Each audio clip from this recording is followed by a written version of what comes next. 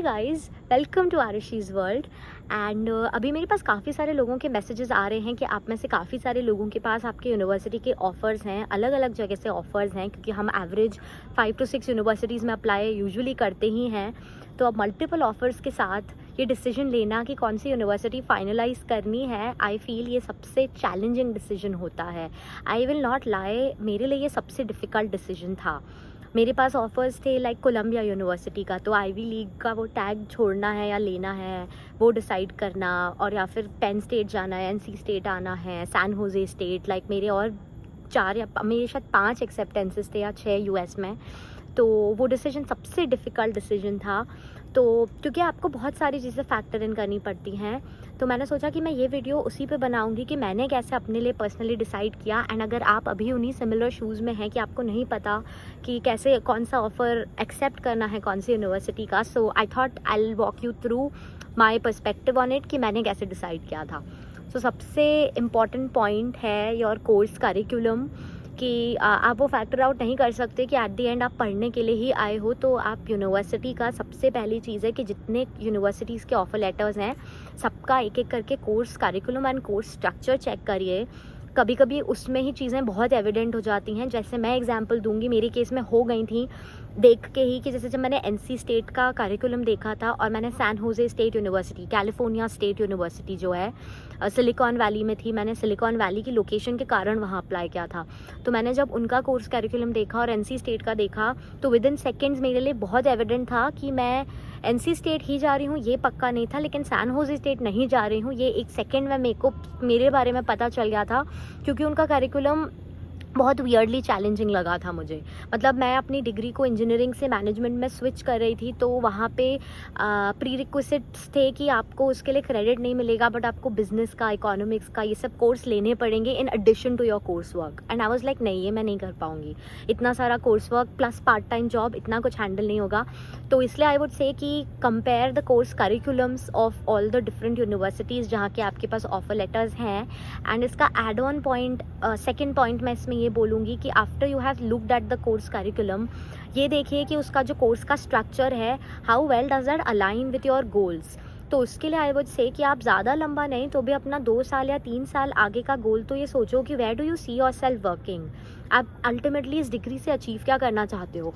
तो अगेन मैं आपको मेरा ही एग्जांपल दूंगी कि फिर उस केस में जब मुझे समझ आ गया, जब मैंने ऐसे एलिमिनेट कर दिया ऑप्शंस कि कौन से नहीं लेने हैं कोर्स करिकुलम के बेसिस पे, फिर अब जो बाकी के बच गए उनमें से जब डिसाइड करना था कि अब कौन सा फाइनलाइज करना है, उसके लिए what really helped me was कि वन वेरी इंपॉर्टेंट क्वेश्चन कि does this course allow me to do a co-op, internship के क्रेडिट्स मैं इसमें से अर्न कर सकती हूँ या नहीं। तो वो मेरे लिए वहाँ पे एनसी स्टेट का MEM बहुत विनिंग पॉइंट वो था, विनिंग यूनिवर्सिटी था, क्योंकि एनसी स्टेट में अभी एट प्रेजेंट मैं फुल टाइम इंटर्नशिप कर रही हूँ फॉल सेमेस्टर में, and I am earning 6 credits for it. तो ये जो कोर्स का स्ट्रक्चर था, this aligned with my overall career goals. तो ये सबका गोल अलग होता है, तो आई फील कि this is very important for you to know कि जो ओवरऑल स्ट्रक्चर है कोर्स का वो कितना अलाइन कर रहा है towards what you want to do. अभी एग्जांपल के लिए कुछ कोर्सेज और जैसे यहाँ पे CS के होते हैं या डेटा साइंस के होते हैं, तो वो एक पर्टिकुलर सब्जेक्ट ड्रिवन होते हैं कई सारे courses. Again I will give my own example कि फॉर एग्जांपल पेन स्टेट का MEM जो इंजीनियरिंग मैनेजमेंट है, वो मुझे लगा था कि बहुत ज़्यादा डेटा ड्रिवन है, वहाँ पे मैनेजमेंट का स्कोप मुझे कम लगा था, वर्सेज NC स्टेट जहाँ पे इट्स मेक योर ओन, कि यू गेट टू डिसाइड, आप कोई भी किसी भी स्कूल का कोर्स पिक कर सकते हो, you can stitch your degree together, कि मुझे एक कोर्स डिज़ाइन स्कूल का लेना है, एक MBA का लेना है, एक स्कूल ऑफ इंजीनियरिंग का लेना है। सो that kind of a customization was important to me, so it's only for you to know कि what is important to you. I feel that would help you like gain more clarity on it. इसके बाद एक बहुत important point है living expenses का, जो मेरे लिए तो बहुत ही बड़ा point था। तो I picked Raleigh because Raleigh is like a somewhat growing city right now. It's not as big as like Boston or Dallas or Austin, इतनी बड़ी नहीं है, तो यहाँ की living expenses कम है।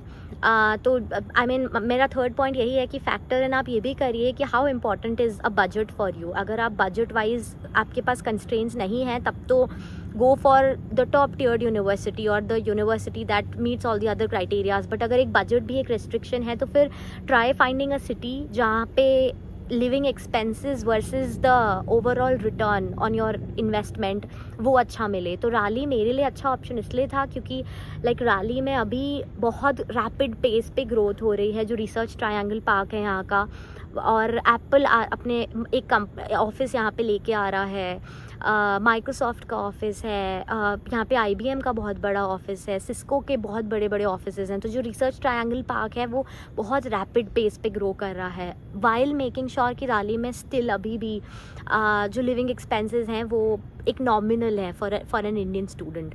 तो मेरे लिए लिविंग एक्सपेंस भी एक बहुत बड़ा इंपॉर्टेंट फैक्टर था जो मैंने कंसिडर किया था। लिविंग एक्सपेंस के बाद मेरा फोर्थ पॉइंट जो मैं काइंड ऑफ अभी थर्ड में वैसे मैंने डिस्कस कर लिया, वो यही है कि when you are looking at the city तो सिर्फ लिविंग एक्सपेंसेस पे भी मत जाइएगा। This is a mistake that a lot of people make कि आप सिर्फ सस्ता देख के मत जाना, क्योंकि कभी कभी कोई चीज़ अगर बहुत ज़्यादा सस्ती है तो वो शायद इसीलिए है कि US के कुछ रीजन्स में अभी भी उतने जॉब्स नहीं हैं, उतनी इंडस्ट्रीज़ नहीं है। तो एक जो बहुत बेसिक सा थंब रूल होता है वो ये होता है कि आप जिस रीजन में से ग्रेजुएट हो रहे हो यूजुअली उसी रीजन में जॉब मिलना is the easiest thing for you. तो जैसे यहाँ पे NC स्टेट यूनिवर्सिटी के जो बच्चे हैं, काफ़ी सारे बच्चों को यहीं की कंपनीज अब्जॉर्ब कर लेती हैं जो रिसर्च ट्रायंगल पार्क में सिचुएटेड है, because they had no NC state closely. They बहुत बार प्रोफेसर्स इंडस्ट्री से एसोसिएटेड होते हैं यहाँ पे। तो NC स्टेट के कई सारे प्रोफेसर्स, जैसे मेरा लास्ट सेमेस्टर एक कोर्स था जहाँ के मेरे प्रोफेसर्स IBM के इंडस्ट्री लीडर्स ही थे, मतलब वो IBM के एम्प्लॉयज़ थे जो मुझे पढ़ाते थे।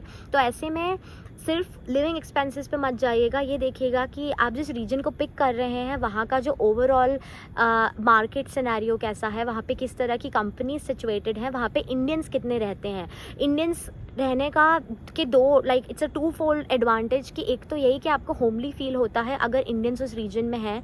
तो जैसे राली में आप लोग लाइक बिलीव नहीं करेंगे, आई थिंक 25-30 से ज़्यादा इंडियन रेस्टोरेंट्स हैं, और ज़्यादा होंगे, I am very sure, maybe close to 50 हो, I need to look that up. तो यहाँ पे मतलब यहाँ पे वो फैक्टर है कि क्योंकि इंडियंस हैं तो एक होमली फीलिंग है।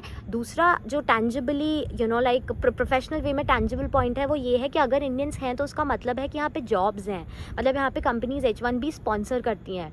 तो this is I feel a very complicated thing to do कि आपको बैलेंस आउट करना पड़ेगा कि आप ऐसा सिटी भी देखो जो आपके बजट रेंज में फॉल करे, बट साथ में आप ये भी देखो कि आपको उस सिटी से रिटर्न ओवरऑल कितना मिलेगा in terms of the infrastructure, ambience, job market scenario, in terms of how homely would you feel. थोड़ा तो होमली होना चाहिए यार, मतलब आपको भले ही कितना भी लगे कि ठीक है अगर इंडियंस नहीं है तो भी चलेगा, बट आपको आफ्टर अ वाइल फील होता है कि यहाँ पे जैसे इतने सारे इंडियन रेस्टोरेंट्स हैं कि शायद हम आज तक किसी भी इंडियन रेस्टोरेंट में 1 या 2 बार से ज़्यादा नहीं गए हैं, तो वो अच्छा फील होता है, आपको थोड़ा सा क्लोज टू होम लगता है।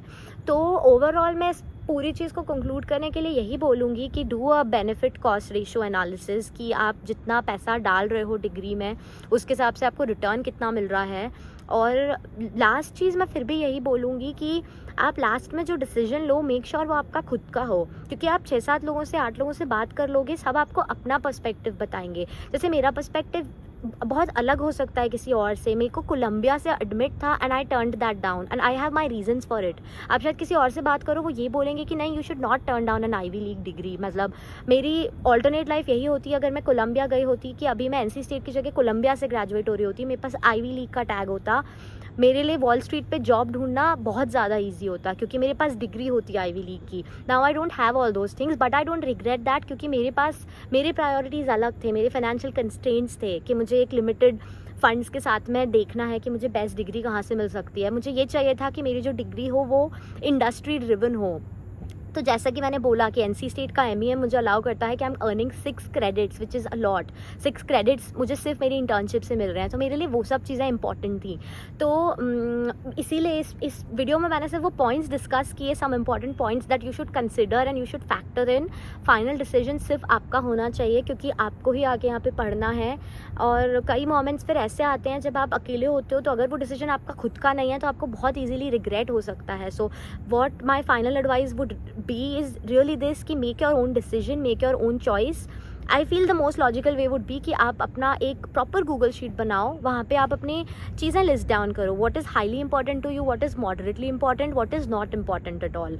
तो उससे आपको खुद पता चलेगा कि आपका हाईली इंपॉर्टेंट अगर कोर्स करिकुलम है तो फिर उसके हिसाब से देखो। हाईली इंपॉर्टेंट अगर ये है कि मैं कुछ ऐसे भी लोगों को जानती हूँ जिनके लिए सिटी बहुत इंपॉर्टेंट था, तो like you know I have a friend जो न्यूयॉर्क में रहती है and she is having an amazing life there, मतलब तो उसके लिए वो इंपॉर्टेंट था, सो शी परस्यूड दैट।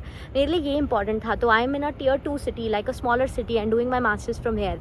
तो कुछ भी सही कुछ भी गलत नहीं है, जो आपके लिए सही हो, make that decision and ultimately just believe in yourself कि जो भी डिसीजन आप लोगे, once you have taken that decision, do not look back at it. मतलब उसके बाद फिर बाकी सारी चीज़ें सिर्फ could have been सी रह जाती हैं। what you end up doing is what really matters, so don't think too much about it, just take some calculated risks जो कि इस पूरे प्रोसेस में इन्वॉल्व भी होती हैं। And I am pretty sure कि अगर आप एक लॉजिकल वे में कैलकुलेटेड रिस्क के साथ थोड़ा सा एम्बिशियस होकर एक डिसीजन लोगे, वो सही ही होगा। So really don't overthink it, but let me know if you have any further follow-up questions on this, and wish you all the very best with making your decision।